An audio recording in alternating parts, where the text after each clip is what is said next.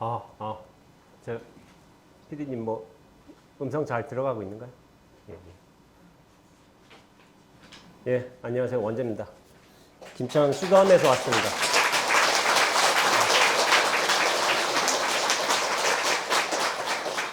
오늘 이제 백중 날이기도 하고 한거 해제일입니다. 이제 해제일 저희가 이제 안거 수행 90일 동안 마치고 백중과 함께 굉장히 중요한 날인데 저희 사형 원흥 선원장 스님께서 이렇게 저를 이 선언에 반여 선언에 초청해 주셔가지고 저는 되게 감사했습니다. 왜냐하면은 그 누구보다도 이제 문중에 이제 스님들 특히나 사형 스님들 어른 스님들에게 이렇게 초청을 받는다는 것은 저 같은 이제 후배나 사제 입장에서는 굉장히 영광이고요. 이렇게 초청의 자리를 마련해 주신다면 언제든지 제가 하겠다고 그렇게 이제 말씀을 드렸습니다. 드린 것이고 이렇게 대구에서 제가 이제 처음으로 법회를 하는 것 같은데 대구에서 이렇게 너무 가깝네요. 그래요? 대구에서 처음으로 법회를 하고 있는 것 같은데 아마 이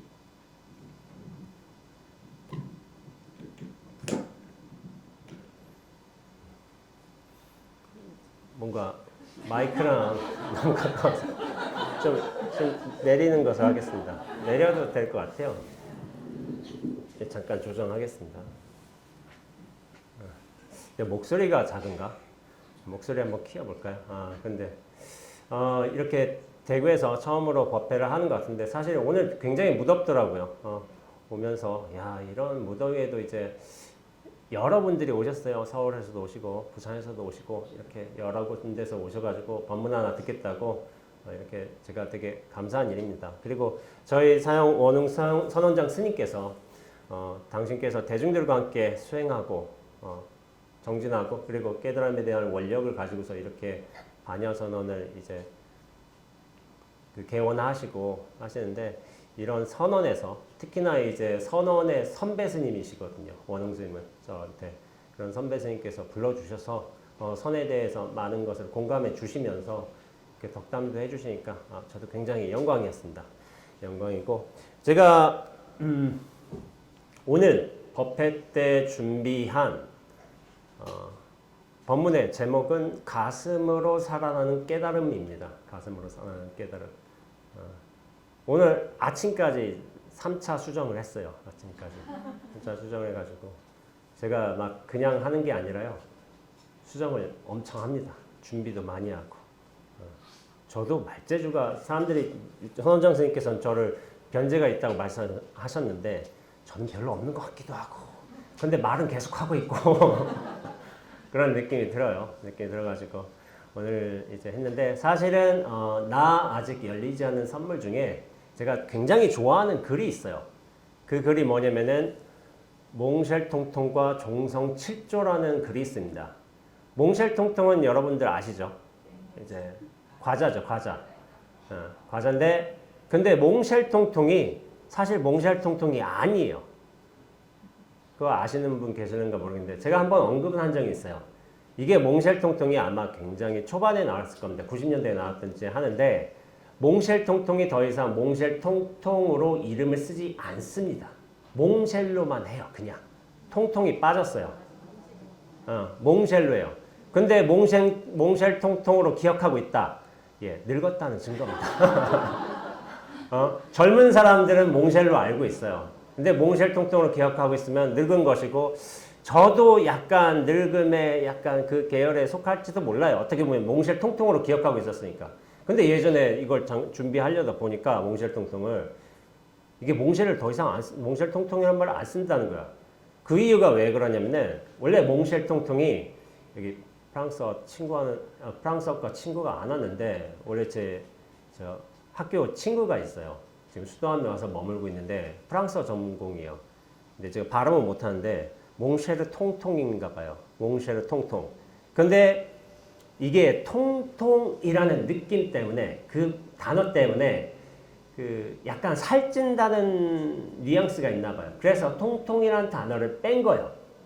그래서 몽쉘이라고만. 그 뜻은 뭐냐면은 몽쉘 통통은 나의 친애하는 삼촌인데 나의 친애하는 이겠죠? 뭐 잘 모르겠지만은 프랑스는. 그래서 그렇게 됐는데 몽쉘 통통이 왜 나오게 되었느냐? 선원에서는 물품 청구라는 걸 할 수가 있습니다. 선원에서 살다 보면은 이런저런 물품들이 필요하죠. 뭐 비누나 뭐 칫솔 같은 것도 필요하고 다과류도 신청할 수가 있어요. 다과류도 신청할 수가 있는데, 그러니까 적당선에서 적당한 가격에 다과를 신청하면은 괜찮습니다. 근데 이제 초코파이 같은 것만 해도 적당 수준이잖아요. 그거 누구나 먹는 것이기도 하고. 근데 저는 개인적으로 초코파이보다 몽쉘통통을 좋아했어요. 그래서 항상 몽쉘통통을 시켰습니다. 또 제가 서기라는 이제 역할을 많이 맡았는데 청중석이라고 해서 약간의 선호에서 권력자로 들어가요. 부반장. 반장은 입승이고 서기 청중은 부반장급입니다. 그러니까 거의 뭐 엄청난 걸 요구한 건 아니니까. 뭐 이제 몽쉘통통은 그러니까 2주에 2박씩씩 이렇게 사다 줬어요. 그러니까 뭐 대단한 건 아니지만은 그렇게 해서 제가 왜 몽쉘통통을 좋아했냐면은 아침마다 제가 커피를 마셨습니다. 커피를 마시는데 밥 먹고 나 뒤에 또 이제 밥을 뭐 배부른 걸 먹기는 좀 그렇고 가벼운 거 커피와 간단하게 이제 다과를 할 수 있는 게 이제 몽쉘통통이 좋은 것 같아서 제가 몽쉘통통을 항상 주문을 했어요. 근데 어쩌다가 이제 선원에 초코파이도 들어올 거 아니에요. 그럼 저는 항상 몽쉘통통을 먹는 거예요. 그러니까 도반 스님이 그런 모습을 보고서 저한테 지적을 한 거예요. 어떤 지적을 했냐면은 원재 스님, 분별심을 버리세요. 그래서 몽쉘통통만 좋아하고 초코파이는 안 먹고 그런 분별심에 사로잡혀 있으면 안 돼. 이런 식으로 얘기를 한 거예요. 그럼 여러분들 이런 그냥 농담식으로 그런 말 하기도 하죠. 내가 사과를 좋아해. 배는 좋아하지 않아. 왜 분별심을 가지고 그래? 그런다든지. 바나나를 좋아하고 키위를 안 좋아해. 이것도 뭐 분별심의 요소로 될 수도 있고. 그런 종류의 분별심의 요소를 버리라는 이제 저희들끼리의 농담이 있는 거예요. 농담. 그러다가 제가 이런 말을 했습니다. 아, 스님, 자꾸 모든 걸 버리려고만 하지 말고, 그 분별심인데, 그 분별심 주워다 써먹을 줄 알아야지. 그게 더 중요한 것이지 않겠어? 라는 식으로 제가 댓글을 했어요.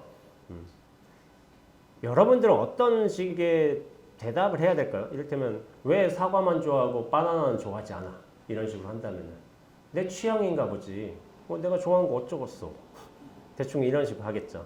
근데 저희는 이제 분별심의 이제 기준으로 해서 그런 식으로 얘기를 하기도 합니다. 근데 제가 항상 비교를 하는 경우도 있는데 분별심이 있는가 하면은 불교에서는 분별의 지혜도 있습니다. 분별심, 분별지. 이게 무슨 차이일까? 이것은 법문의 후반에 제가 한번 설명해 보도록 하겠습니다. 한번 과거 얘기를 해보도록 하겠습니다. 일본 조동종의 관장이었고 또 일제 강점기에 경성제대라고 있어요. 경성제대가 지금은 서울대학교입니다. 서울대학교 교수인 사토 타이준 화상이 있었어요. 화상이라고 한 거 보니까 아마 스님이었던 것 같아요. 이 화상이 한국의 사찰을 이제 돌아다니면서 우리나라 큰 스님들을 이제 친견을 했어요. 그러면서 이런 거량도 나누었던 것 같은데 하남 스님, 오대산의 하남 스님을 친견하면서 이런 질문을 하셨던가 봐요. 청정 본연 운하 홀생 산화되지요. 이게 무슨 뜻이냐면은 불성은 본래 청정한 것인데 어찌하여 후련히 산화대지가 생겼는가? 이 질문이에요. 불성은 원래 청정해요. 불구부정, 부중불감, 본래 청정 이런 것인데 어찌해서 이 산화대지가 이렇게 나타났습니까? 이런 질문인 거예요. 그럼 여기서 여러분들이라면 하남 스님의 대답은 있어요. 여러분들이라면 어떻게 대답하시겠어요? 불성은 이렇게 맑고 깨끗하고 공적하고 근원도 없는데 왜 산화대지가 생겨났느냐? 이렇게 호련이 생겨났느냐? 네. 대답을 아무도 안 하시죠. 네. 저도 안 해요, 원래. 근데 여기서 좀 제가 중요하게 보는 글자가 있습니다. 홀자예요, 홀자. 호련이 산화대지가 생겨난 거예요. 근데 왜 호련이 생겨났는가에 대한 질문인 거예요. 우리가 호련이란 말을 쓸 때는 어떤 때 쓰냐면 호련이 구름이 생긴다. 호련이 사라진다.가 있고 또 우리 중생의 문명심이 왜 생겨났는가 해서 대승기실론에서 얘기해보자면은 호련이 생겨났다. 호련이 생겨났다. 그 이유가 명확한 이유가 없어요. 근데 홀자 자체가 뭐냐면은 호련이라는 뜻이기도 하고 동시에 뭐냐면은 이유를 찾을 수 없다는 거예요. 이유를 찾을 수 없다. 근데 호련이 생겼는데 이유를 찾을 수 없는 것에 대해서 왜 이런 호련이가 생겼는가? 약간 이제 모순적인 질문 같죠? 근데 중생이라는 게 원래 그래요. 이유가 없는데 이유를 찾고 싶어 해. 그게 우리들의 마음입니다. 내가 왜 태어났는가? 솔직히 말해서 몰라요. 근데 뭐냐면은 또 이유를 찾고 싶어 해.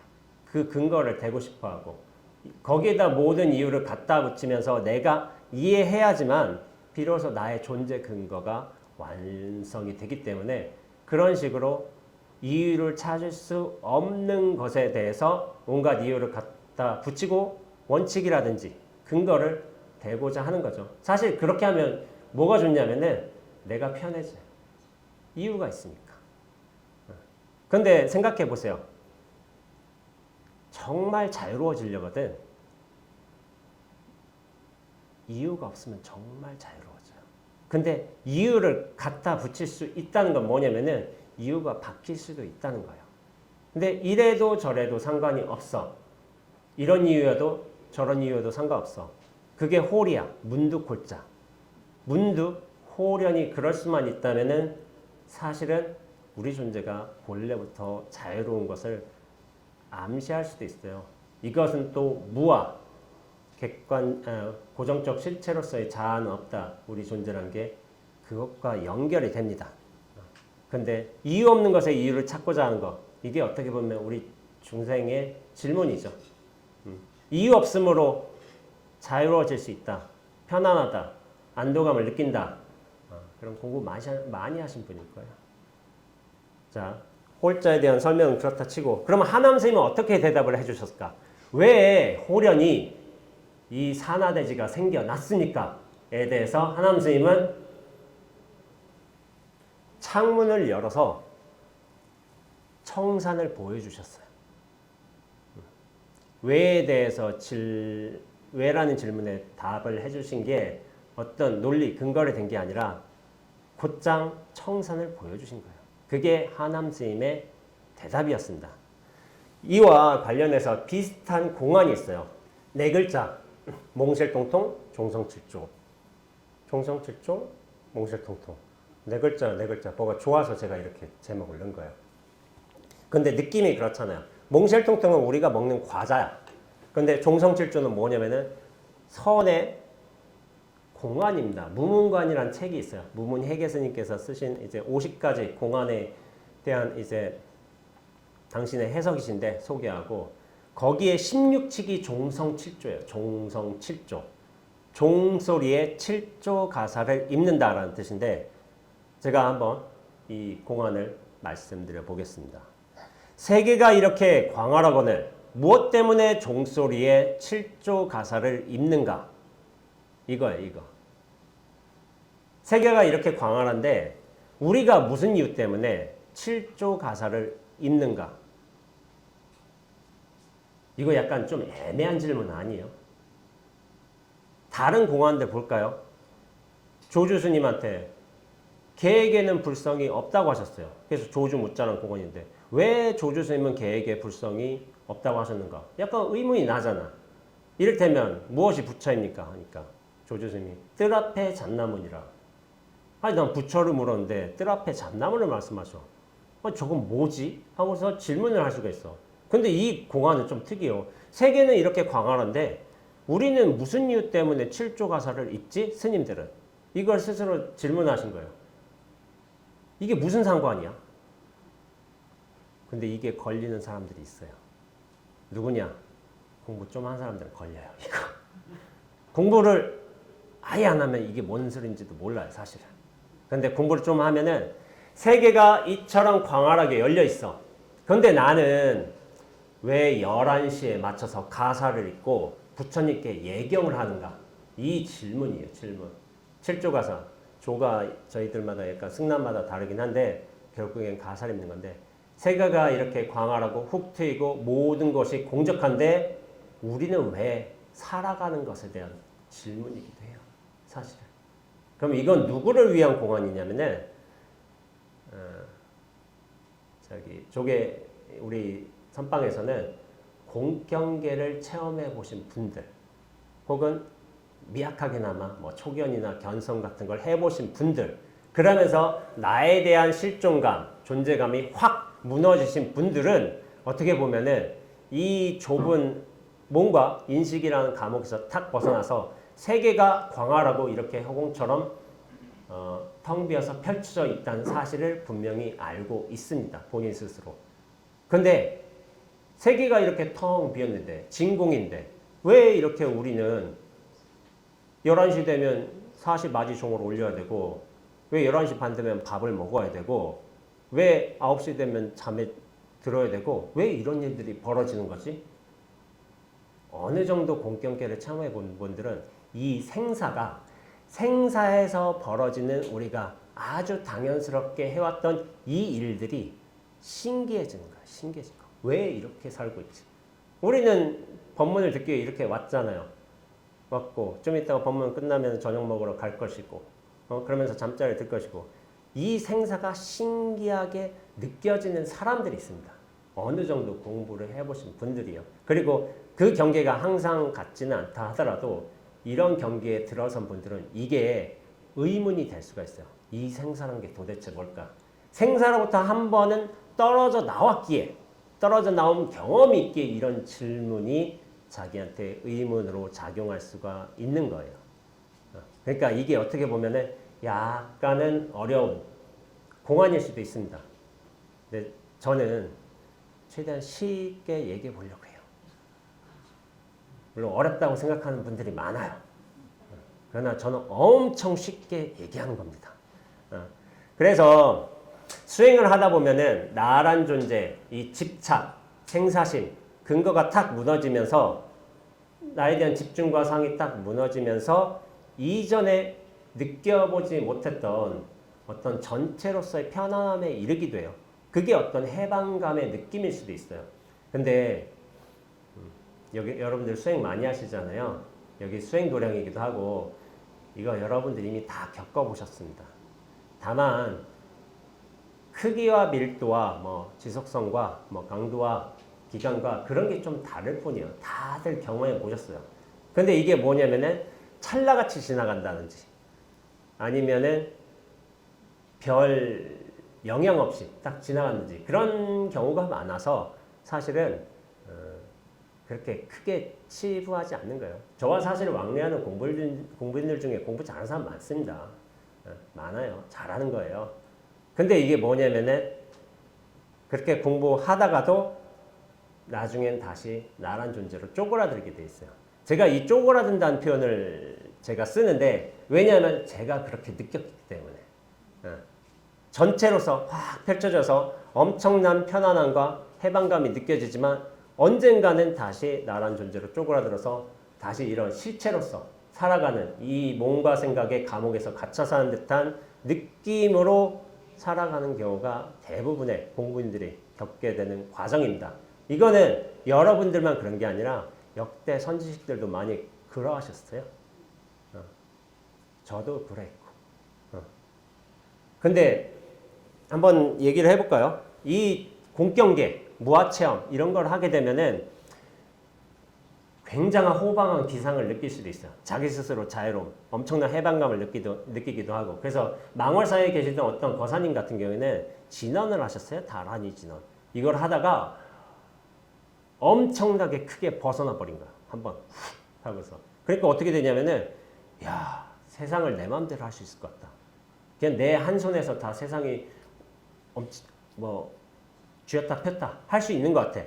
그러면서 나란 존재의 어떤 무게가 느껴지지도 않아. 그러니까 엄청나게 자유로운 느낌이 드는 거야. 근데 그게 일주일 뒤에 사라졌어. 그러니까 어떻게 되냐면은 안 돼. 이거 사라지면 안 돼. 다시 잡아야 돼. 죽어라 정진이에요. 사람이. 근데 그게 3년이 지나도록 안 돼. 왜 안 될까요? 잡으려 했기 때문에. 잡으려 하면 못 잡아요. 절대로. 내가 의도를 가지고 나 그런 편안한 상태 들어야 돼 라는 생각으로 잡으려면 또 못 잡아. 또 하는 선배 스님 얘기를 들어볼까요? 우리 선배 스님이 있는데 당신께서 10년 동안 정진 열심히 하셨어. 용맹정진 하시고 개울들 철저히 지키고 오후불식도 하시고 그러면서 정진을 하셨어. 10년 뒤에 확 벗어나는 경계를 체험했어요. 그러면서 어떻게 하셨냐면 이 선배님이 눈물을 흘렸다고 해요. 내가 드디어 불조님께 불조의 은덕을 입어가지고 이렇게 깨달음, 견성으로 이렇게 도달한 거 나와서 감사의 눈물을 흘렸대요.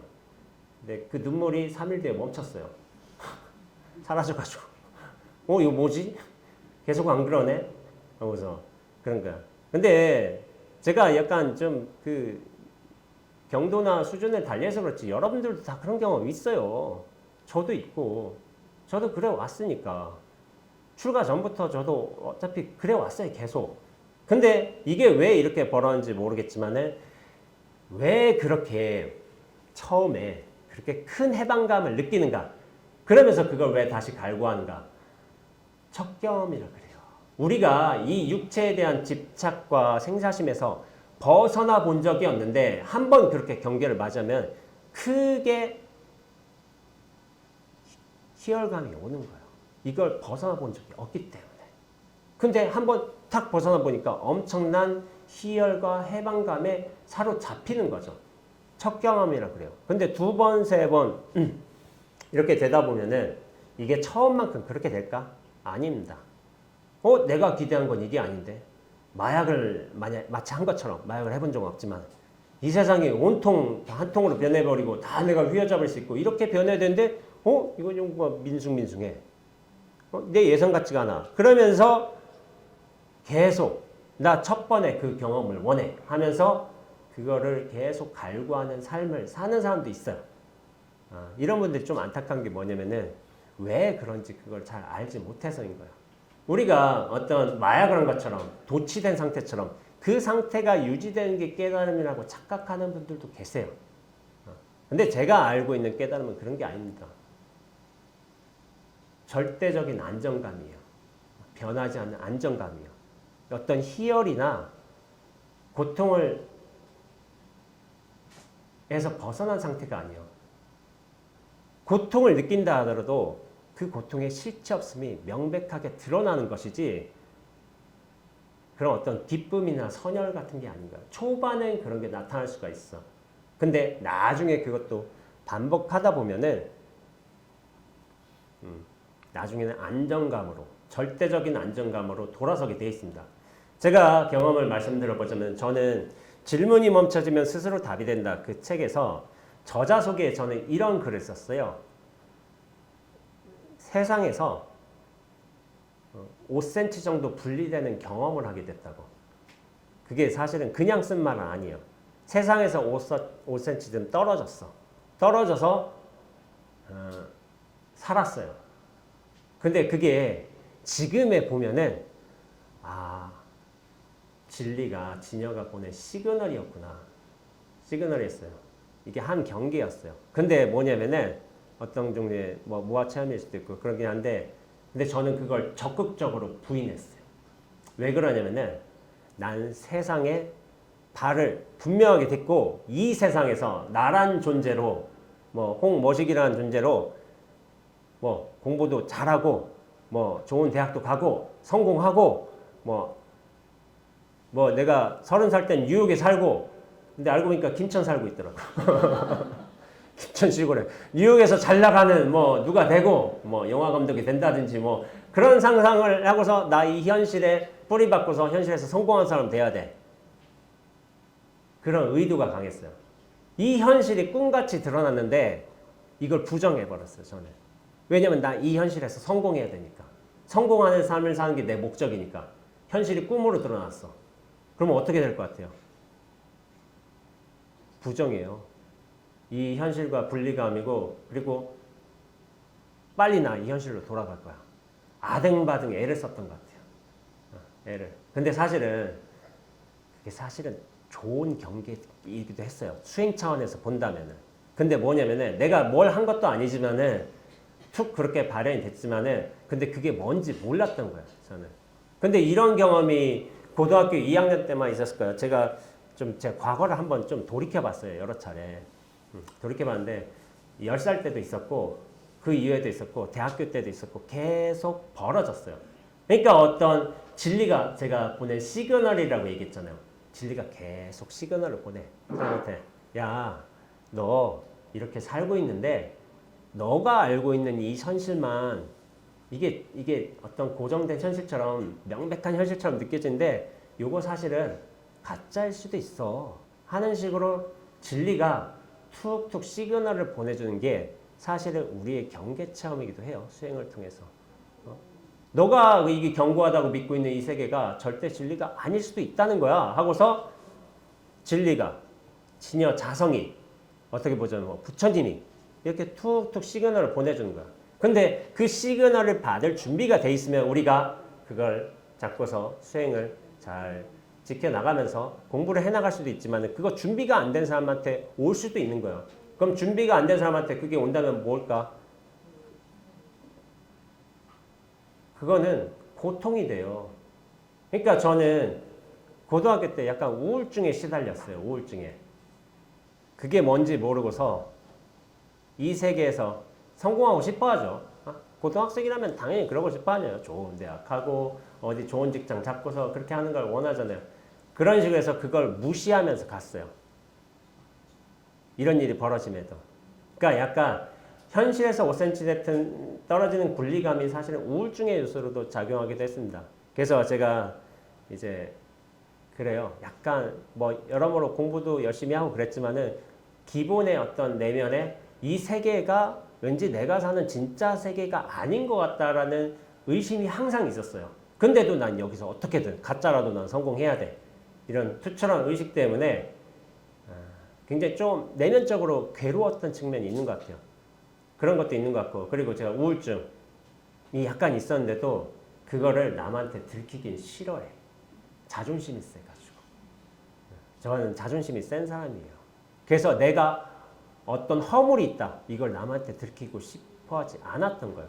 지금에는 여러분들 공황이란 게 있잖아요. 공황이 있으면 나 공황이 있어서 약 먹어. 이거를 좀 자연스럽게 말하는 시대가 됐잖아요. 근데 20년 전에 안 그랬어요. 30년 전에는 나 공황이 있어서 약 먹어. 이거 부끄러운 일이었어요. 얘기 자연스럽게 못했어요. 근데 지금은 너 정말 힘들겠구나. 좀 잘 버텨봐. 이렇게 응원도 해주지만 그 30년 전에 안 그랬다니까요. 그게 부끄러운 일이었어요. 그래서 저 같은 사람도 자존심이 있어서 그랬던 거고 어떻게 보면 제 학창 시절 이제 친구가 지금 수도함에 있는데 그 친구는 이제 제가 대학 시절 벌였던 사건 사고를 다 알고 있습니다. 제가 오늘 안 데리고 왔어요. 안 데리고 왔어요. 안 데리고 온 건 아니고 오늘 무슨 줌 회의가 있다고 해서 못 왔어요. 원래 오려고 했다가 근데 제가 대학생 때 자해를 한 적이 있습니다. 자해를 크게 했어요. 상처에 한 15바늘 꿰맸어요. 스스로 맥주병 깨가지고 제 팔을 긁었습니다. 몇 차례. 그래가지고 굉장히 힘들었어요. 그 왜 힘들었느냐? 솔직히 말한다면은 전 그때 사람을 죽이고 싶었어요. 죽이고 싶었어요. 저 사람이 너무 미웠어. 극도의 미움 때문에 사람을 죽이고 싶다는 생각까지 했어요. 근데 사람을 죽이면 어떻게 돼요? 실정법에서 우리는 감옥에 가게 되죠. 재판받고. 그게 당연하잖아요. 근데 그건 당연히 좀 그렇잖아. 이 극한의 마음을 다루기가 힘들어서 결국엔 저를 해쳤던 거예요. 저를. 그런 식의 일도 벌어졌어요. 근데 어떻게 보면은 이런 체험들, 그러니까 제가 모르는 분들은 저 선생님은 그냥 모범적으로 살아왔고 풍탄하게 살아왔고 뭐 이런 줄 아는 분들도 계세요.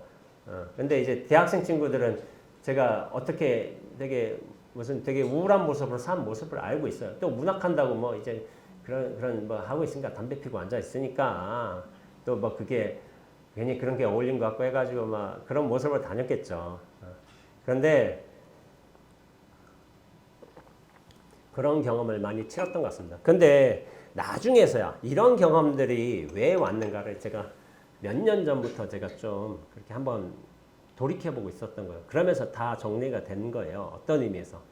진리가 그 당시에 이미 시그널을 보냈는데 나는 그걸 받아들일 마음, 자세나 준비가 되지 않았기 때문에 그걸 부인한 거예요. 부인한 거. 세상이 꿈이라면 부인하겠죠. 나 성공하고 싶은 사람들한테는. 세상이 꿈으로 훅 다가온다면.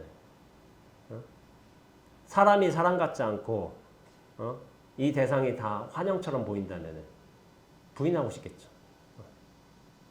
그런 일이 벌어졌던 것 같아요. 저한테도. 그런데 요즘에는 그때는 수행도 모르고 아무것도 모르는 상태였어요. 당연히.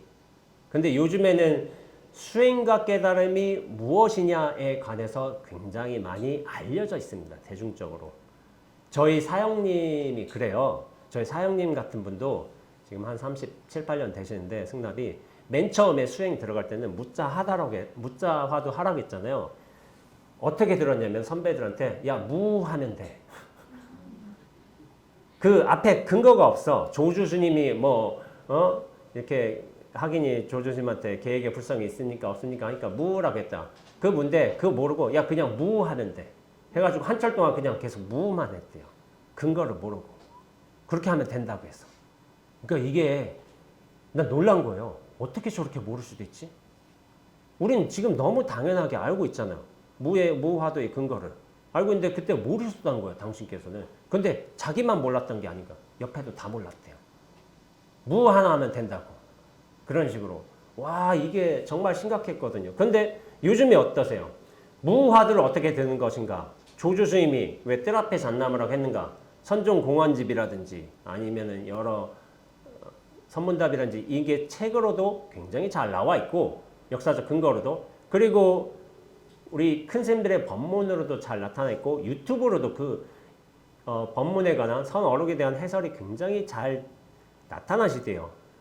공부하기 굉장히 좋은 시대예요. 예전에는 우리가 법문을 들으려거든. 저 경봉 큰 스님, 저 통도사에서 법회 하시니까 거기 가서 듣겠다고 만 명이 가 있으면 그때 음향시설이 좋겠어요. 앞에 이제 한 100여 명 정도는 이제 음향시설 좋을 수도 있겠지만 뭐 경봉 스님 얼굴 보면서 이렇게 또렷하게 들 수도 있겠지만 대부분 어떻게 했어요? 이 큰 스님이 이 큰 도량에 와서 이렇게 큰 법문하시는 내가 여기서 무수한 공덕을 지어가서 우리 가족이 잘 되겠구나. 이런 식으로 생각할 거 아니에요. 실제로 그 법문을 듣기에는 그리고 법문을 흡수하기에는 굉장히 좀 어려운 환경이었는데 요즘은 유튜브예요. 유튜브 시대로서 유튜버만 많이 들으실 거예요. 바로 1대1로 듣고 있어요. 어떻게 보면 되게 또렷해. 바로 앞에서 들어. 엄청난 시대에 살고 있는 거예요. 이게 어떻게 보면은 수행의 보편화 시대이고 깨달음의 민주화 시대가 이렇게 펼쳐져 있는 거야. 유튜브란 어떤 문명, 기기, 플랫폼을 통해서.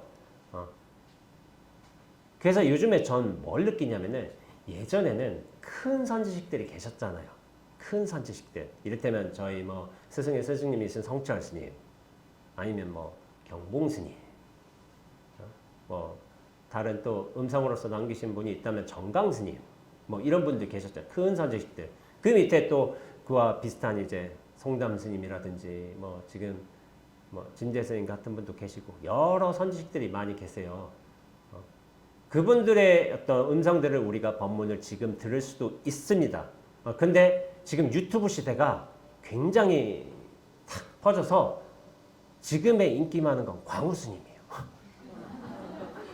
광우 스님이 다른 큰 스님들의 법문 조회수를 압도합니다. 너무 재밌게 말씀하죠. 귀에 쏙쏙 박혀. 광우 스님, 저희 문 중이에요. 저희 문 중. 수덤에서 정진하셨어요. 근데 광우쌤 인기 좋고 물론 다른 수행을 이제 말씀하시는 선지식들의 어떤 그 법문도 굉장히 많이 나오고 있어요. 그래서 요즘에는 예전엔 큰 선지식들이 있었다 하면은 요즘엔 좀 작은 선지식들도 많이 나타나는 것 같아요. 작은 스님, 작은 선지식들. 뭐 누군가에게 무엇을 가르쳐 준다면 다 선지식이죠. 그런 차원에서 저도 뭐 작은 선지식 중에 한 명으로 그렇게 되는 것 같아요. 여기저기서 뭐 불러는 주시니까. 그래서 예전에는 큰 선지식이 몇 분, 굵직한 기라성 같은 스님들이 계셨지만 요즘엔 도처에서 이제 어떤 산에서 자리를 방장이나 주지 어떤 서원장의 위치를 차지하지 않는다 하도 작은 선지식들이 이렇게 저렇게 법문하는 시대에 되는 것 같아요. 그만큼 유튜브라는 게 어떻게 보면은 모든 이에게 동등한 권리를 줬어요. 저 같은 산골에 아무것도 아닌 그냥 뒷방에서 낙가암이나 뒷방에서 그냥 지내는 수자도 법문을 나간다니까요. 저 아무것도 없어요. 저는 뭐 배경이 있어요. 승낙도 적고 그런데 아무것도 없는데도 여기저기서 법회 초청을 받는 거예요. 참 대단한 시대에 들어선 거예요. 저 같은 사람도 이렇게 하는 거 보면은 그런데 수행과 깨달음에 대해서 이렇게 우리가 많이 알고 있지만은 그런데 많이 퍼져 갔는데도 그렇게 잘 알려져 있지만은 뭐랄까 작은 선지식들이 많이 나타난 것처럼 저처럼 깨달은 사람들도 작은 깨달은 각자들 이런 사람들이 많이 나타난 것 같아요. 그러니까 크게는 못 깨달았어 뭔가. 근데 작게는 다 깨달아 보여. 이런 경험들이 많아요. 그리고 견성이란 게 우리가 맨 처음에 이 선문에 들어와서 견성이란 게 대단한 것처럼 알려져 있었거든요. 야 견성하면 도인 된다. 견성하면 성불이다. 근데 저는 약간 좀 달리하고 있어요. 견성하고 성불은 조금 달라요. 좀 이제 성불은 더 노력해야 돼. 더 이제 가는 되는 부분도 있고 견성은 밀도가 좀 다를지언정 크기가 다를지언정 여러분도 이미 했고 여러분도 했습니다. 저 같은 사람도 했어요. 본래 성불이라고 하잖아요. 원래 완성돼 있다고 하잖아요. 근데 이 착각에 빠져서 그걸 모를 뿐이지 우리는 이미 성불에 있는 존재예요. 성불에 있는 존재. 근데 그 착각의 크기가 업식이 너무 두터워서 이것이 가리워져 있는 것 뿐이에요. 그래서 요즘에 드는 생각은 뭐냐면은 이 나란 존재가 정말 말끔히 비워져 있어야지만 사실은 이 진리도 담을 수 있는 거예요. 우리 사람이란 존재를 그릇으로 비교하기도 하죠. 법기라고 하잖아요. 물론 이제 법기라는 것의 어떤 우리 절에서 전통적으로 쓰던 뜻은 뭐냐면은 법을 담을 수 있는 그릇, 뛰어난 수행자를 법기라고 해요. 근데 우리 존재 자체도 법기예요. 법을 담는 그릇이에요. 근데 그릇은 뭐냐면은 말끔하게 비워져 있을수록 그리고 크기가 클수록 무언가를 잘 담을 수 있겠죠. 그러니까 법기라는 것의 뜻은 뭐냐면은 우리가 온전하게 비워내고 그 크기를 잘 확장한다면은 부처님 법도 담을 수 있는 우리가 그릇인 거예요. 제목인 거예요. 이렇게 하고서 그렇지만은 그만큼 잘 비워져 있어야지 법은 잘 흡수가 되고 또한 인연처에 맞게끔 잘 발현이 되게 되어 있습니다. 근데 제가 수행을 올해 이제 19년 차에 승납이 됐습니다. 내년에 20년 차인데요. 20년 가까이 그렇게 해보면서 요즘에 드는 생각이 뭐냐면은 수행은 내가 하잖아요. 뭐 손에서 정진도 하고 금강경도 읽고 절도 하고 이런 수행을 하잖아요. 수행을 하는 건 나의 일인데 요즘에 드는 생각은 뭐냐면은 깨달음은 내 일이 아니에요.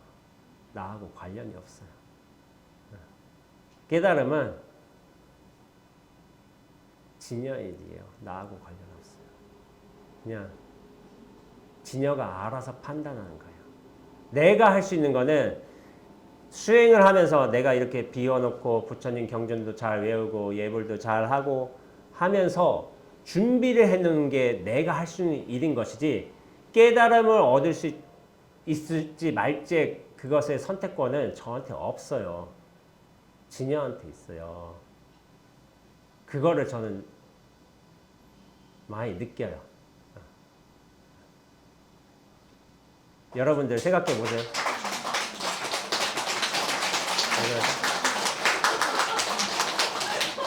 왜 박수가 나오지? 열심히 하겠습니다.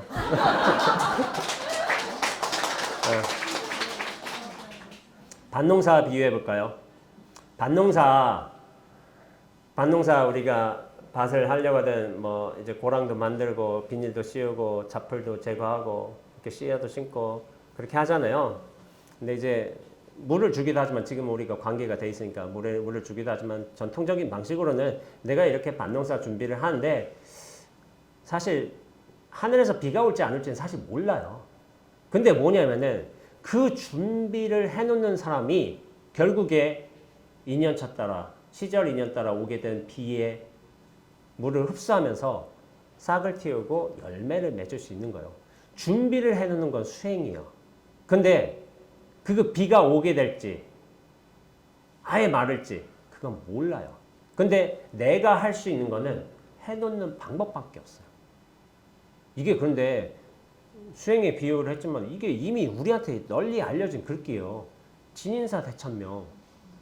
사람의 일을 다 해놓는 거야. 근데 천명은 내가 기다릴 수밖에 없어요. 왜냐하면 그건 하늘의 뜻이기 때문에. 나의 뜻하고 관련이 없어요. 근데 하늘은 뭐냐면은 사람을 파악하는 거예요. 이놈이 수행을 한다고 해놓고서 자기 기준 다 버려놨는가? 그러면서 그 말끔하게 해는가? 법이 담글 수 있는 그릇을 말에 넣는가? 그것은 하늘이며 진여며 불성 자체가 판단하는 일이지 그거는 그 영역이에요. 저는 그런데 사람이잖아요. 사람이니까 내가 할 수 있는 한 최대한 말끔하게 비워놓고 수행 연불도 잘하면서 정진도 잘하면서 번뇌도 최대한 줄여놓고 그리고 선정에 들어가는 힘도 키워놓고 그렇게 해야지만 어떻게 보면 진여가 하늘이 이 사람을 선택하는 것이지 나의 의지 노력 요소와는 내가 이렇게 열심히 했는데 안 해줍니까? 이렇게 해서 될 게 아니라고요. 그러니까 다만 나는 하늘의 뜻을 기다릴 수밖에 없어요. 그게 언제가 될지 모르겠지만 공부 과정도 그래요. 내가 이 진리를 위한 길에 내가 이 수행으로부터 헌신할 수밖에 없어요. 당신한테 맡기겠습니다. 그러나 나는 내 할 일을 또렷이 하겠습니다. 하고서 열심히 연불도 하고 강경도 하고 절도 하고 화도 집중 수행도 하는 거예요. 근데 뭐냐면은 거기에 삿된 욕심이 들어가 있으면 안 돼. 아까 전에 거사님 있잖아요. 다란이. 나 그 경계 다시 한번 체험해 봐야 되는데 안 됩니다. 다시. 잘 안 돼요. 그냥 온전하게 내맡겨야 돼요. 그렇게 된다면은 나란히 존재, 강력한 중심, 실체에서 벗어나서 그 시선이 어떻게 되냐면 눈앞 전체로서 확 이전이 됩니다. 대부분 이런 과정을 반복하게 돼요. 눈앞으로 갔다 다시 나로 쪼그라들었다. 갔다 쪼그라들었다. 대부분 수행자들이 그렇습니다. 제 주변에 다 그래요. 근데 그게 멈추면 달라져요. 항상 눈앞이에요. 항상 눈앞. 항상 전체고 다시 쪼그라들지 않는 경우도 있습니다. 조금 희소해서 그렇지. 그런 경우도 있어요. 그러면 뭐냐면은 완전히 내맡겨야 돼요. 그래야지만 사실은 이 눈앞의 일로 얘기했잖아요. 수행은 나의 일이지만 깨달음은 내 일이 아니에요. 당신한테 내맡기는 뭐 인격이 있는 건 아니지만은 당신의 일입니다. 근데 이 기독교에서는 하나님이라고 하잖아요. 저는 당신의 대변자가 되겠습니다. 당신의 종이 되겠습니다. 그런 말 하잖아. 그러면 종이라면 주인답지 못한 그런 뭐 태도로 우리가 좀 비판할 수도 있잖아요. 아니에요. 우리는 진리의 종이에요. 맞아요, 사실은. 저는 그걸 제 요즘에 기독교를 더 잘 이해한다니까요. 이 예수쟁이들이 제대로 된 신심을 못 갖췄어. 내가 진정한 예수쟁이다. 해가지고 하나님께 헌신한다는 거, 진리한테 헌신한다는 거, 온전히 내맡긴다는 거, 저는 그걸 알겠어요. 사실 그런데 그렇잖아요. 진리란 게 보편의 요소가 있어야지. 기독교에서만 맞고 불교에선 틀린다. 그런 건 말이 안 되잖아. 보편의 요소요. 결국에는 이 진리한테 하나님이든 하늘이든 그 모든 걸 내맡길 정도로 스스로 잘 비워져 있어야지만 하늘이 그 그릇을 판단하는 거예요. 그래서 나의 일이 아니란 거예요. 그런데 이제 우리가 이런 과정을 거치면서 한다 하더라도 그런 내맡김, 헌신의 과정, 깨달음을 잘 어떤 경계가 확 왔다 하더라도 그것을 잘 지켜가면서 여전히 연불도 하고 기도도 하고 뭐 이를테면은 수행도 하고 그런 경우는 계속되게 돼 있습니다. 왜냐하면은 이게 말끔하게 비워지기가 사실은 쉬운 게 아닌 거예요. 큰 경계, 우리가 견성이라는 체험을 했다 하더라도 그것의 크기가 제대로 오는 경우가 사실은 좀 없어요. 그러니까 저는 이제 수많은 이제 수행자들을 만나잖아요. 이렇게 견성했다는 분들 많이 만났어요. 많이 만났는데 좀 뭔가 이상해. 분명히 맞긴 맞는데 상황 맞는데 뭔가 뭐랄까 여전히 갇혀 있는 느낌들을 본인 스스로도 많이 뭐 이렇게 말씀하시고 분명히 내가 이제 그렇게 했는데 왜 이렇게 갇혀 있는 느낌이 들까? 분명히 내가 이거 다 경험을 했는데 그런 거예요. 우리가 시부도란 거 아시죠? 처음부터 뭐 시무, 뭐 견적, 견우, 두구 이렇게 가는데 견적, 견우 다음에 두구예요. 두구. 네 번째가 두구인데 두구가 이를테면 소를 얻는다는 게 깨달음을 얻는다는 뜻이에요. 깨달음을 얻었어. 근데 깨달음을 얻은 다음에 다섯 번째가 모구가 있어요. 깨달음을 잘 키워야 돼. 야, 딴 데 빠지지 말고 야, 잘 풀도 좋은 풀도 먹고 여기서 깨달음을 잘 키워야 되는 경우가 있어요. 근데 왜 저렇게 갇혀 있는 느낌이 들까? 분명히 공부를 많이 했다는데 맞아. 근데 본인들도 느끼고 저도 그렇게 느껴. 그럼 뭔가 문제가 있잖아요. 그러면 제가 이런 비유를 하는 거예요. 소를 얻은 게 아니라 소 꼬리 얻었어. 소 전체를 얻은 게 아니라 소 꼬리였고 소 발굽었고 소 귀였고 그러니까 이게 뭐냐면은 법이란 것도 제대로 담기려거든 내 그릇이 커져야 돼요. 내 그릇이 요만한 상태에서 결국에는 소 꼬리밖에 못 들어가는 거야. 소 귀밖에 못 들어간 거야. 발굽 하나밖에 못 들어가. 내 그릇이 커지지 않으면 소를 담지 못합니다. 근데 그 그릇을 크게 하는 우리가 가장 전통적인 방식이 뭐냐면 이 마음 수행인 거야. 마음 수행. 마음 수행을 통해서 내 그릇을 크게 하시는 거야. 내 그릇이 큰 만큼 법도 크게 담기겠죠. 그것이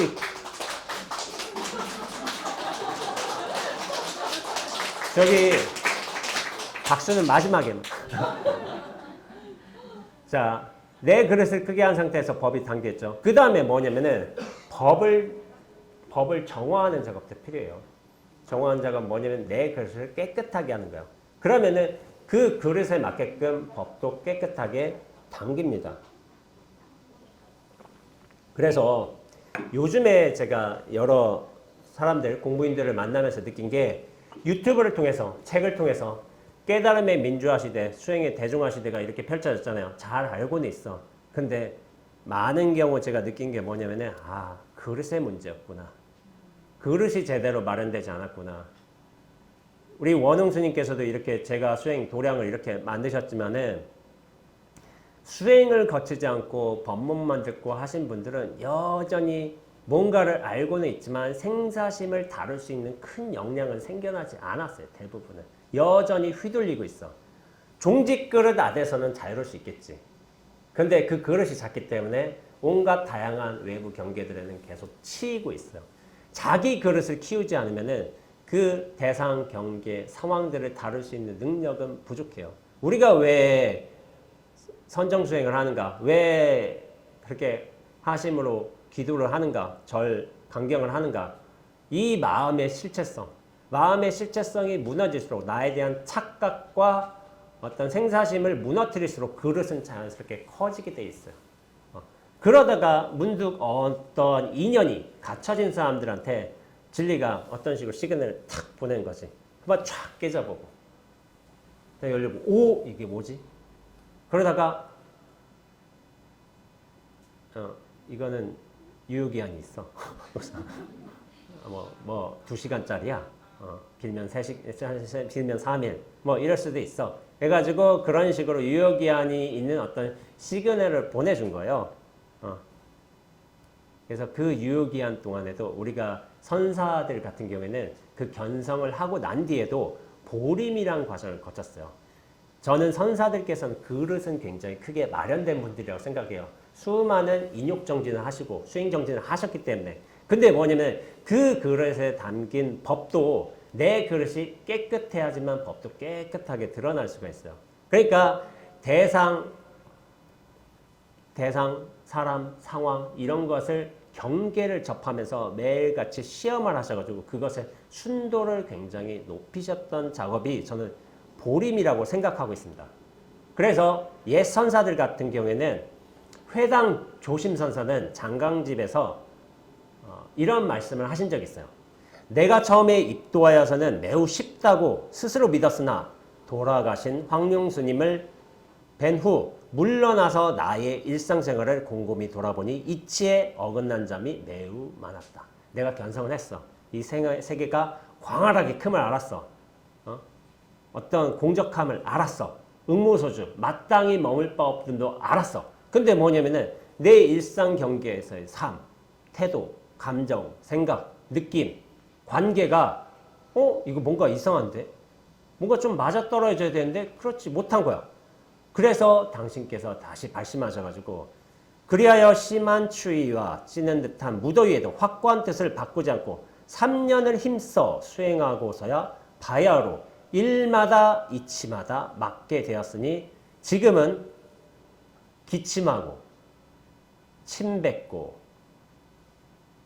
팔을 흔드는 것, 손을 흔드는 것까지 조사가 서쪽에서 오신 뜻이 되었다. 조사가 서쪽에서 오신 뜻은 뭐냐면은 불법의 진리가 되었다는 거야. 손을 흔드는 것까지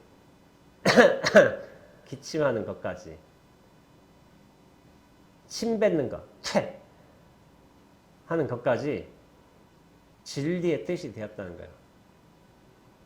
여러분들 생각해 보세요. 침 뱉는 게 진리래. 확신할 수 있으세요? 내가 이렇게 딱 손가락 하나 들었는데 이게 진리래. 확신할 수 있으시냐고. 거기서 막혀요, 다들. 그거 넘어서기가 쉽지가 않습니다. 보조선생님도 대단하신 분이에요. 그 어르신이 그렇게 공부가 뛰어나신 분도 당신 호를 모구라고 하셨어요. 모구. 모구는 깨달음을 길들인다는 뜻이에요.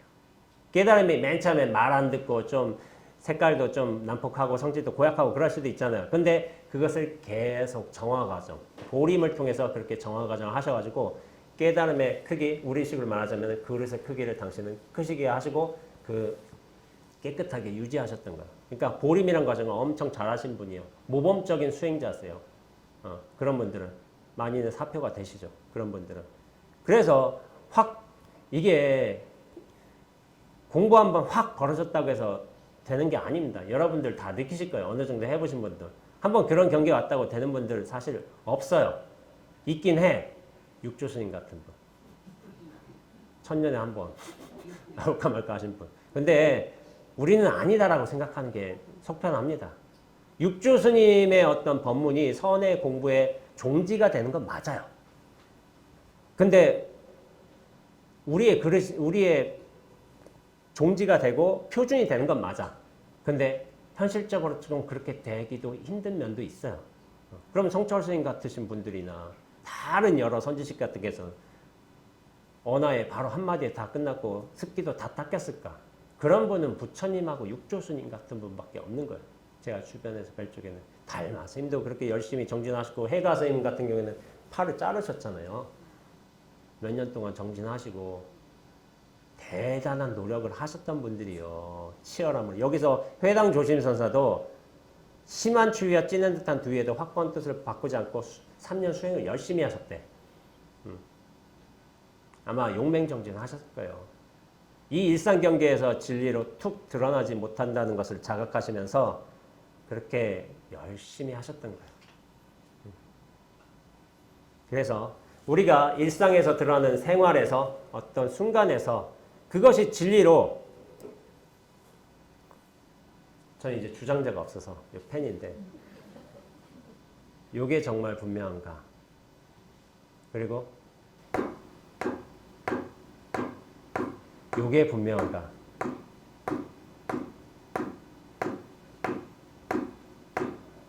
이게 분명할 수 있으면은 잘 하신 거예요. 제가 예전에 공부 한참 할 적에 글을 통해서 왕래하신 분이 있어요. 다 좋아라고, 다 좋대. 다 좋아라고. 지금은 이제 블로그를 없애셨는데 2015년에 그분이 제가 굉장히 좋아하는 글귀를 하나 쓰셨어요. 그래서 제가 여러분께 한번 소개해 보려고 합니다. 나에 대해서 설명한 거예요.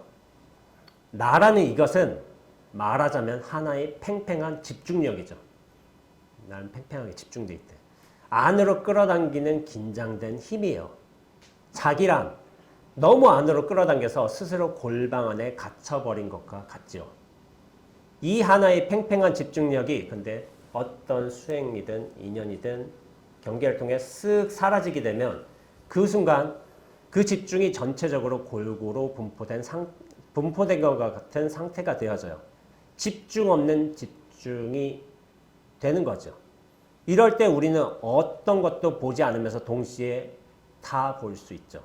어떤 것도 보지 않기에 다 보여지는 거죠. 마치 거울의 모든 것이 비춰지는 것과 같은 거죠.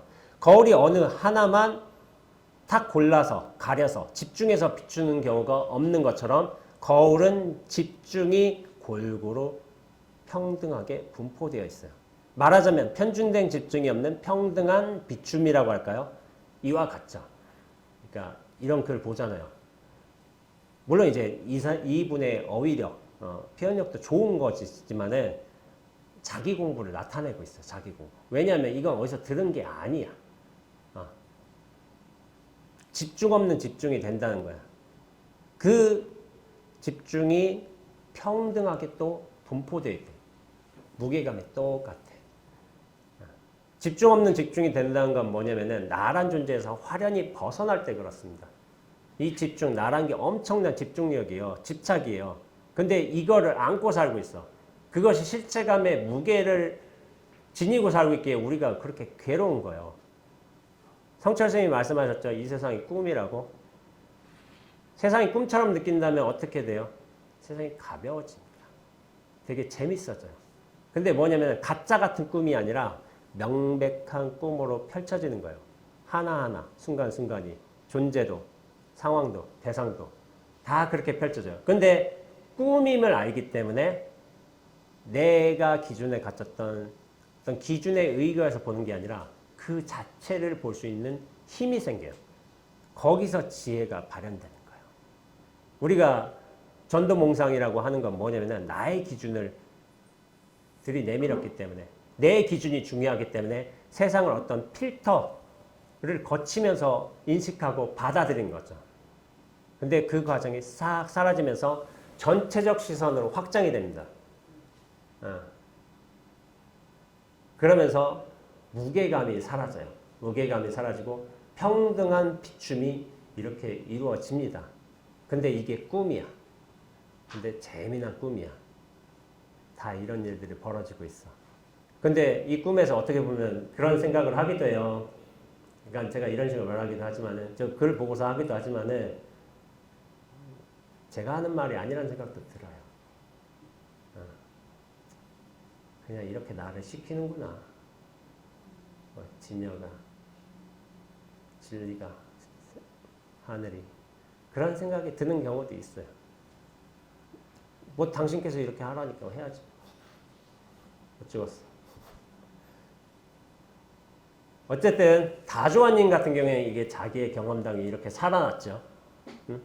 그래서 관념적인 설명을 한 것도 아니고 자기가 직접 수행을 해서 이런 경계에 체험을 해가지고 이런 글을 쓰셨어요. 저는 이런 글들을 굉장히 좋아했어요.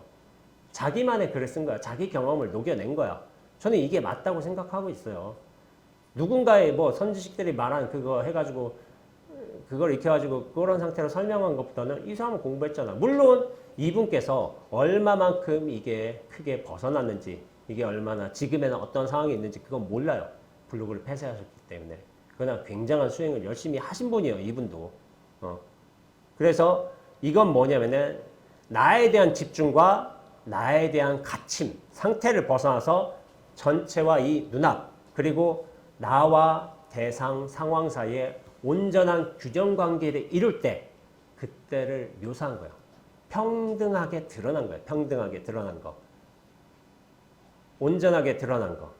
그게 결국 뭐냐면은 회당 조심 스님이 일상에서 경계에서 기침하고 침 뱉고 팔 흔들고 똑같은 무게를 지니고서 진리로서 완연하게 드러난 거와 똑같은 거예요. 이분의 경계도. 다만 이게 온전하게 익었는가, 눈앞이 정말 잘 익었는가, 여기서 확 주도권이 넘어갔는가, 나란 존재의 실체성으로 확 엷어졌는가, 그 정도 차이는 있어요. 그러나 이분도 굉장히 열심히 하신 분이에요. 1시간 됐네. 빨리 정리해 보겠습니다. 지루하세요? 좋네요. 역시 수행도령입니다.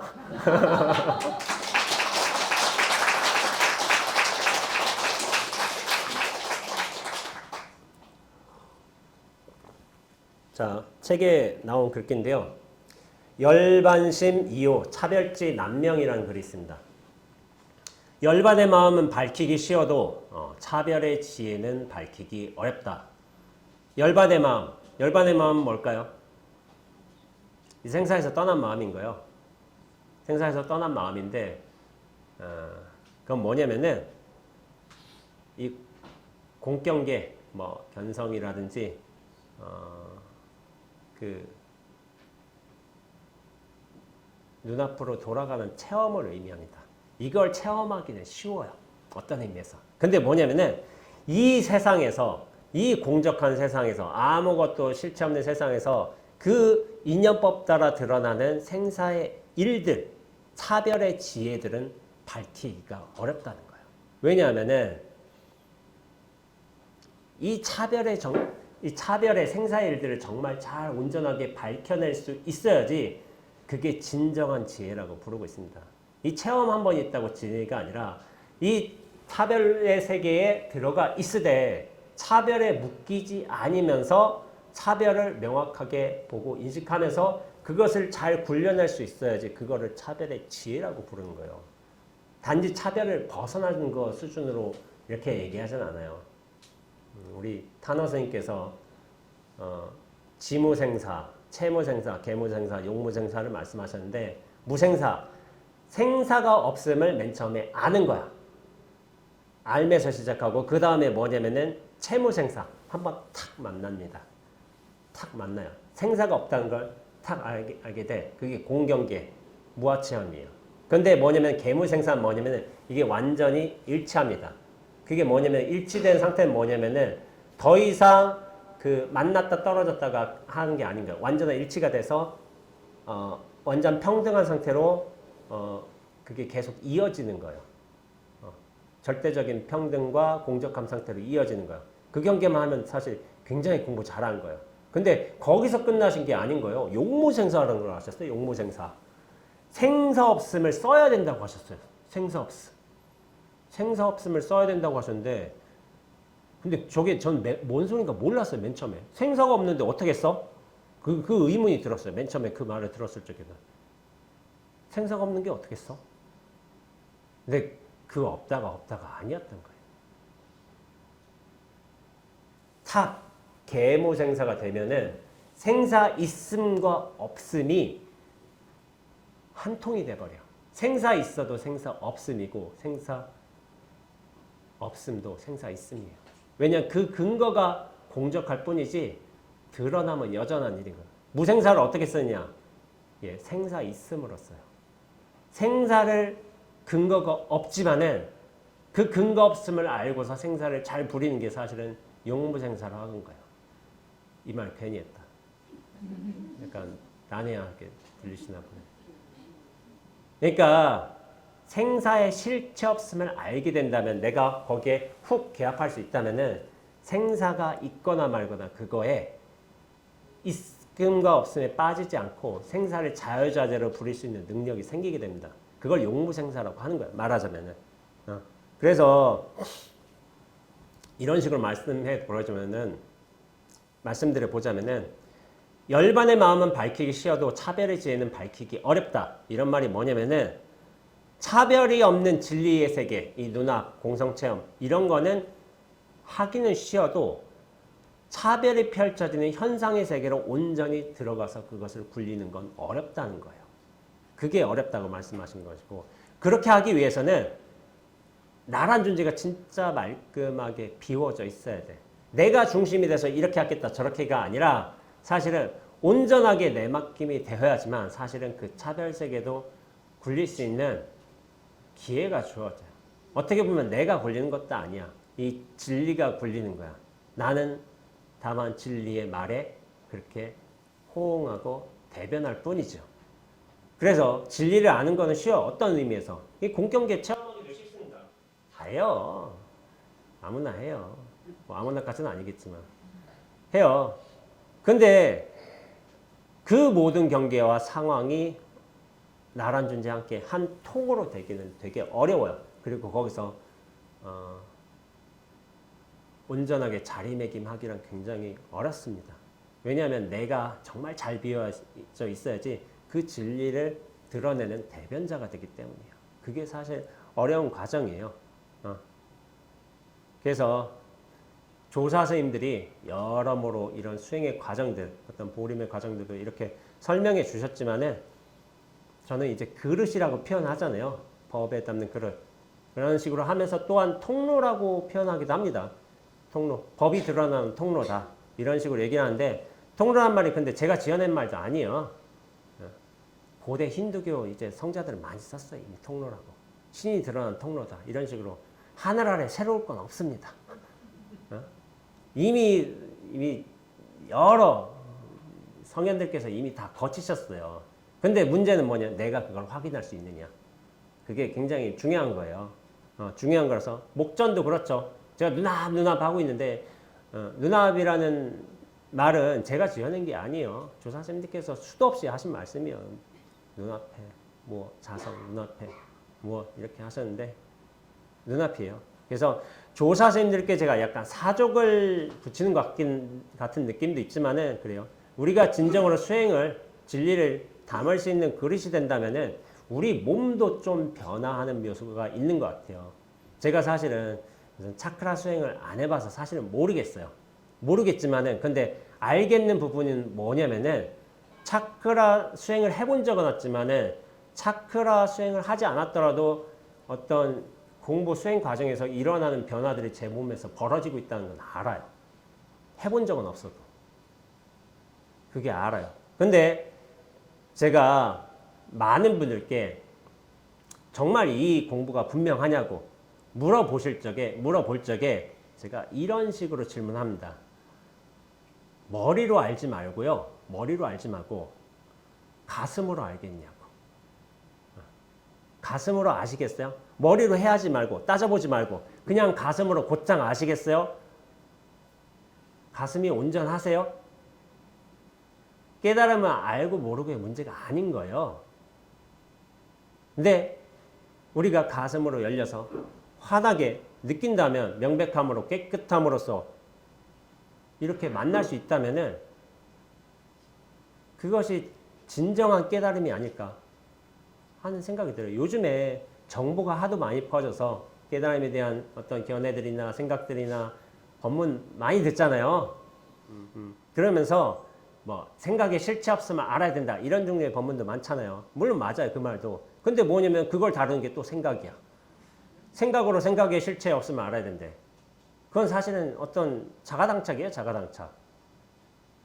생각으로서는 생각을 어떻게 할 수는 없어요. 근데 뭐냐면은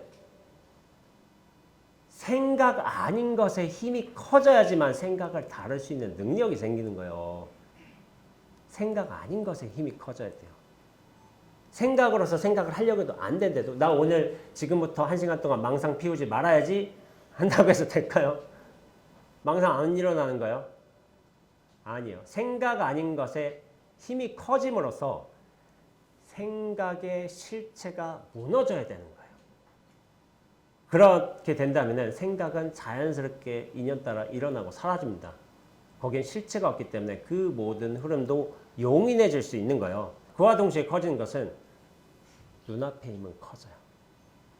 눈앞으로서 이 전체로서 바라볼 수 있는 힘은 굉장히 커지게 되어 있습니다. 근데 이 눈앞을 아는 것은 머리가 아니라는 거예요. 제가 말하자면 가슴이라는 거예요. 가슴. 이 가슴이 평등하고 온전해져야 돼요. 여러분들도 그렇고 저도 그렇고 생각은 속일 수 있어요. 사람이 교묘해요. 생각 속일 수 있어요. 근데 뭐냐면은 가슴은 속일 수가 없어요. 이게 제가 아는 부분이요. 가슴은 못 속여요. 머리는 눈앞을 분별심으로써 온갖 생사 대상의 경계로서 만나지만은 가슴은 눈앞을 곧장 만나요. 약간 상징적인 비유기도 한데 가슴이 이 전체로서 확 열려 있어야 된다는 거예요. 세계를 품고 있다는 거예요. 세계를 품고 있을 정도가 되느냐. 그거를 제가 좀 물어봐요. 공부 많이 한 사람들한테도. 근데 거기서 어떻게 됐어요? 잘 안 돼요. 그게. 스스로 개운하냐? 부처님 법 공부 다 끝나느냐? 확신하냐? 뭐 확신하는데 솔직히 그렇게 말할 사람이 있겠어요? 오늘 법문의 주제가 그래서 진정한 깨달음은 머리가 아니라 가슴으로 살아내야 된다. 가슴을 속일 수가 없기 때문에. 그걸 말씀드리고 있습니다. 그래서 그렇게 가슴으로 진정 살아난다면은 그제서야 비로소 중생 즉 부처라는 말이 이해가 아니라 실감이 되는 거예요. 저 중생이에요. 근데 중생으로서 원죄라는 중생이거든요. 수도원에 살고 있고 요즘에 좀 살쪄가지고 다이어트 한다고 운동도 하고 있고 이런 중생인데 이 중생이 아무렇지도 않게 이렇게 펜을 들고 있어. 전 작은 선지식이라서 주장자는 없고요. 이런 펜만 있어요. 요거 들고 있어. 근데 요거를 톡 내려치고 있는데 소리는 작아도 이 펜 보잘것 없어도 이것이 진리임은 알아요. 확연하게 느끼고 있어요. 그게 중요하다. 근데 머리로 하느냐? 아니에요. 가슴으로 알아야 된다는 거예요. 이거를. 속이지 않고 들어가기 위해서. 그게 어려운 거예요. 그게. 이럴 때 중생적 부처란 말이 실감이 되는 거야. 제가 강조하지만 실감이 중요합니다. 실감이. 아는 게 중요하지 않아요. 알아도 되고 몰라도 상관없어요. 아무런 상관없어요. 모를 수도 있지. 무슨 상관이야. 그래서 제가 결론적으로 말씀드려보겠습니다. 중생을 버리고 부처를 구하는 게 아니에요. 중생을 벗어나서 부처가 되는 것도 아닙니다. 중생의 일을 우리는 떠나지 않았는데 이미 이러함으로써 부처를 구현하고 있음이 스스로 명백하게 확인되어야 되는 거예요. 그제서야 비로소 진정한 안심인명이고 깨달음인 거예요. 그럴 때 우리는 생사를 버릴 것 하나도 없어요. 나란 중생을 버릴 것 없어요. 이 원죄라는 중생이 얼마나 써먹기가 좋아. 적당히 건강하고 비력도 있고 그래서 뭐 성격도 뭐 좀 까칠한데 좀 어느 정도 잘 다독여주면 여기저기서 법문도 하는 것 같고 잘 다독이면서 이렇게 그 생사일들로 잘 굴려가면서 써먹으면 되는 거예요. 이 원죄라는 중생도. 별거 아니에요. 자, 그럼 이 중생놀이가 나옵니다. 제가 굉장히 중생놀이를 중요하게 하는데 몽쉘통통이란 게 되게 흔한 과자, 별 볼 일 없는 과자예요. 종성칠조라는 거는 선문의 굉장히 고결한 공안이에요. 근데 사실은 이렇게 아무렇지 않아 보이고 이게 고결한 공안이라고 해도 사실은 우리가 뭔가 집착하지 않고 머무르지 않고 판단하지 않고 눈앞에 분명함으로 돌아갈 수 있다면은 사실은 우리가 아침에 커피, 씁쓸한 커피를 마시고 거기에다 달콤한 몽생통통의 달콤한 맛을 느끼고 그러면서 11시에 예불 할 시간이 되면 종을 땡 하고 울리고 그러면서 기도 시간에는 서가모니불 이렇게 내가 소리도 내면서 나의 몸하고 소리하고 울림하고 그 모든 경계가 진리로서 공명하게 됨을 스스로 알게 됩니다. 우리는 중생인데 버릴 것 없는 중생인 거예요. 왜냐하면 진리를 드러내는 중생이기 때문에. 그 모든 인연과 상황에 걸리면서도 아침에 커피 마시면서도 요 몽쉘통통 좋아하는 중생이어도 11시에 예불도 하고 서가모니불로 소리와 함께 공명도 하는 되게 쓸만한 중생이란 거예요. 우리는 쓸만한. 근데 그렇게 하기 위해서는 착각은 벗어나야 돼요.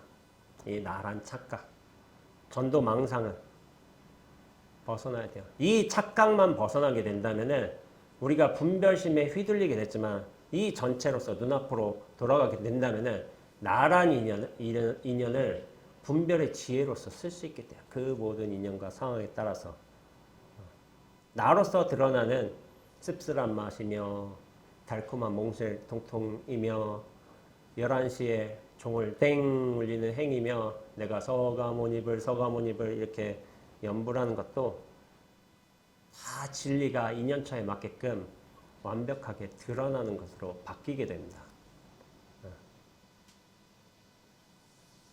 과자라고 해서 몽쉘통통 과자라고 해서 모자란 것도 아니고 종성칠조라는 어떤 선문의 공안이라고 해서 굉장히 고귀한 것도 아니에요.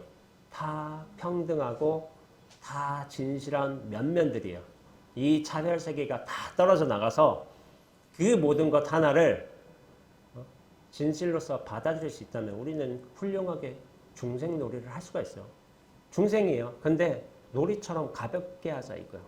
다만 집착하고 머무르는 바 없이 그 모든 것을 평등하게 비추면서 이 완벽한 안도감을 느끼면서 명상에 머무르는 바 없이 인연법들을 잘 굴리면 되는 게 제가 지금껏 말씀드리고자 하는 중생의 놀이입니다. 이런 중생놀이를 다시 한번 강조하면서 제가 마지막으로 달마어록의 한 구절을 언급하면서 오늘 법문을 마치도록 하겠습니다. 천년은 도를 깨닫고도 여자의 몸을 바꾸지 않았고 찬탁하는 진리를 깨달아서도 자신의 천한 이름을 바꾸지 않았다. 예, 법문 마치겠습니다.